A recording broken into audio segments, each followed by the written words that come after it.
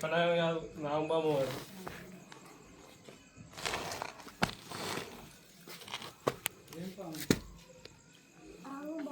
ఈ సుఖియోడు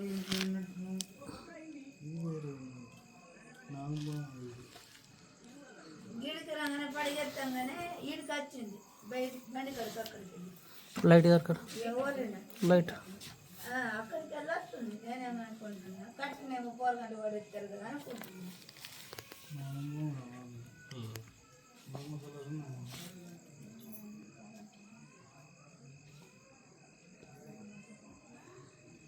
ఏదో ఇంట్లో ఇంత అమ్మవారు పాము ఎంతగా నచ్చి మాయమైపోతుంది అని అక్కడికి వెళ్ళి వచ్చిందంటే నేను అనుకుంటున్నాను.